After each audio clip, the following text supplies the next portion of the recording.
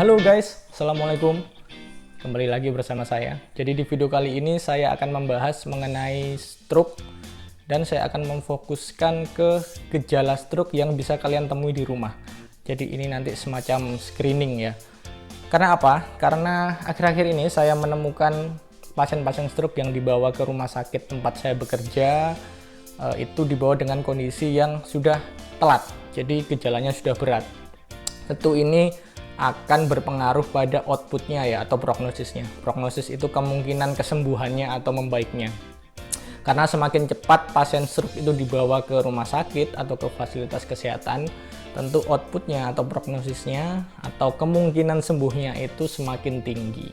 Untuk apa itu stroke, definisinya, kemudian penyebabnya dan lain sebagainya, terapinya, nanti mungkin akan saya bahas di video yang lain, di video tersendiri, karena saat ini kita akan fokus ke gejala-gejalanya saja atau screeningnya. Jadi supaya kalian itu nanti lebih aware ketika menemukan gejala ini, langsung ini kok sepertinya mengarah ke stroke, jadi bisa segera dibawa ke fasilitas kesehatan, jadi nggak telat, dan keluarga kalian itu tidak dibawa ke rumah sakit dengan kondisi yang sudah berat.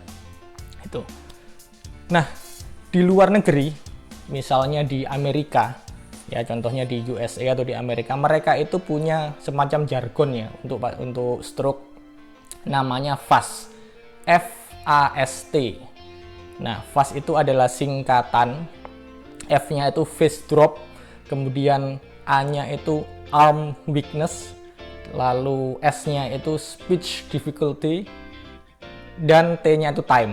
Jadi face drop itu kelumpuhan wajah, arm weakness itu adalah kelemahan pada lengan atau anggota gerak.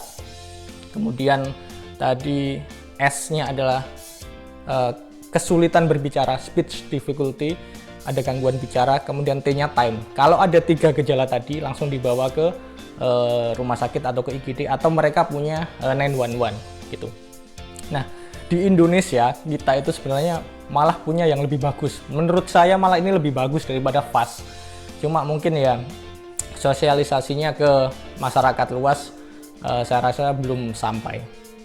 Nah, kita atau Kementerian Kesehatan itu punya yang namanya Segera ke RS. Nah, Segera ke RS ini juga singkatan. Nanti di video kali ini kita akan membahas satu persatu ya. Yang pertama adalah SE. SE itu apa? SE itu adalah senyum yang tidak simetris. Jadi pasiennya atau orangnya itu awalnya bisa senyum dengan manis. Wow. Kemudian tiba-tiba mendadak menjadi senyumnya itu aneh. Jadi misalnya yang kanan kita senyum, ini yang kanan bisa narik ke atas, yang kiri enggak. Atau begitupun sebaliknya. Jadi yang kiri bisa narik, yang kanan tertahan. Dan ini biasanya pada kasus-kasus ringan itu yang tahu adalah orang di sekitarnya atau keluarga di sekitarnya, bukan pasiennya itu sendiri. Misalnya ada seorang suami bangun tidur, tiba-tiba istrinya kaget yang lihat, dia tidak merasa apa-apa. Duh, kok papa jadi senyumnya jadi aneh seperti itu gitu.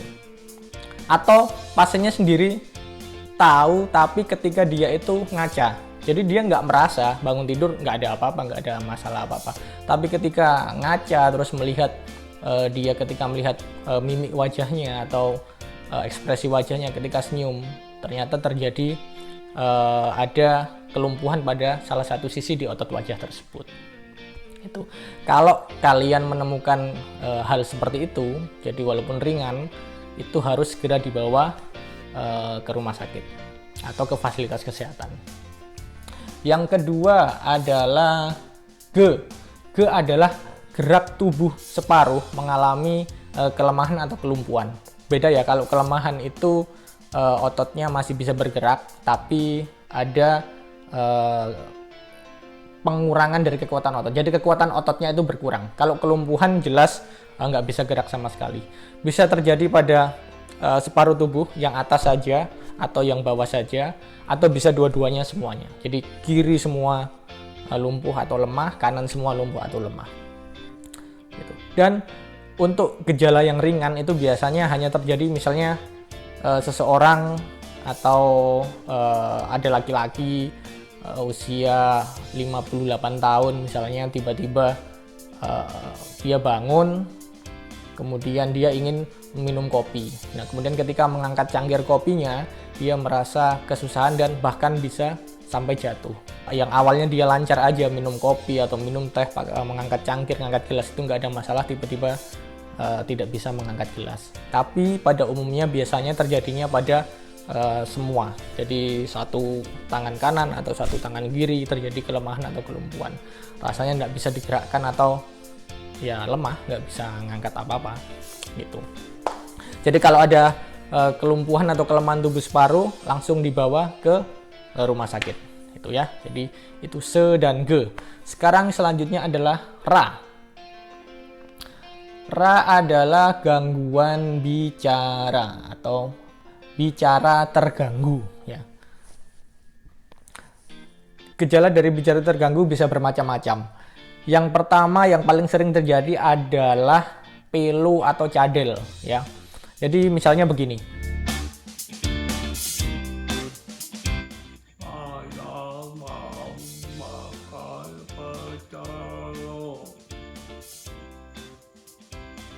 Atau juga bisa bicara terganggu itu adalah tidak nyambung. Misalnya seperti ini. Saya suka mobil, jalan tak tahu, maka itu saya roti sama siapa bercanda. Iya, jadi ini semua adalah jalan-jalan makan. Nah, jadi kalau kalian menemui gejala-gejala seperti itu, jadi ada gangguan bicara yang mendadak, kalian harus segera membawa keluarga atau kerabat kalian itu ke rumah sakit atau ke fasilitas kesehatan. Oke, setelah itu selanjutnya adalah ke adalah kebas atau kesemutan di separuh bagian tubuh. Nah, kalau yang tadi ge itu adalah gerak, itu adalah motorik. Nah, ke ini kebas atau ini gangguan sensorik. Ya. Jadi kebas separuh tubuh itu di tubuh sebelah kiri ini kerasa tebal atau tidak bisa merasakan apa-apa. Terus atau yang sebelah kanan bisa atas dan bawah, atau juga bisa gangguannya kesemutan. Jadi sensorik itu bisa kerasa tebal, kerasa baal, atau kesemutan. Nah, jika kalian menemukan gejala-gejala ini atau misalnya kerabat kalian atau keluarga kalian ada yang mengeluhkan seperti itu dan menetap ya, kadang kita kan kesemutan tapi sebentar terus hilang, tapi ini kesemutannya terus-terusan dan mendadak di satu sisi tubuh, langsung kalian bawa ke rumah sakit. Oke, selanjutnya adalah R. R itu rabun yang mendadak. Jadi terjadi penurunan penglihatan atau kehilangan penglihatan secara mendadak. Yang awalnya bisa melihat dengan jelas, dengan tajam, atau misalnya pun dia punya miopia atau minus, itu bisa dengan jelas kalau dikoreksi pakai kacamata. Nah, sekarang tiba-tiba gelap atau hilang semua, atau terjadi penurunan tajam penglihatan yang signifikan.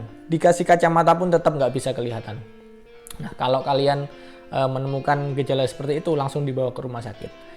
Walaupun itu juga bisa ada masalah di mata ya, bukan stroke.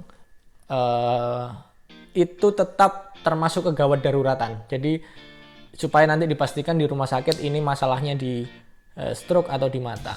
Tapi pada gejala seperti itu juga bisa mengarah ke stroke gitu ya. Dan yang terakhir adalah S. S itu sakit kepala dan sempoyongan. Sakit kepala yang hebat disertai dengan kadang itu ada pusing berputar atau vertigo. Terus kemudian sempoyongan itu adalah gangguan keseimbangan atau koordinasi tubuh kita.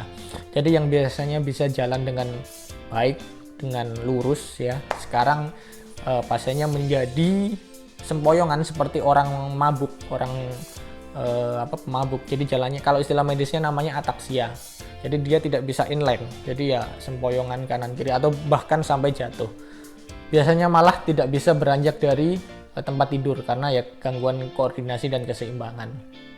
Nah, kalau ada gangguan seperti itu mendadak, itu juga harus dibawa ke rumah sakit dengan segera. Nah, itu dia semua penjelasan dari segera ke RS. Jadi ini cukup penting ya, dan saya rasa kalian wajib tahu, karena ya tadi yang saya sebutkan, kalau semakin cepat pasien stroke itu dibawa ke rumah sakit, itu hasilnya akan semakin baik, dan itu akan mengurangi kejadian perburukan pada pasien stroke. Jadi kalau kalian ingat segera ke RS, langsung dibawa segera ke RS. Kalau kalian mau request saya bahas apa atau mau tanya-tanya, silakan di kolom komentar, atau bisa ke sosial media saya, silakan di DM, nggak apa-apa. Nanti kalau saya pas senggang juga akan, insya Allah saya reply, saya balas. Bila kalian merasa video ini bermanfaat, silakan di like. Kalau nggak bermanfaat ya di dislike, nggak apa-apa. Boleh di share ke teman-teman sekalian supaya tahu tadi segera ke RS. Jadi kalau ada kerabatnya atau keluarganya di rumah yang ada satu gejala segera ke RS, itu bisa langsung aware, langsung dibawa ke rumah sakit dan tidak telat penanganannya. Oke, sekian video dari saya. See you in the next video. Assalamualaikum warahmatullahi wabarakatuh. Bye bye.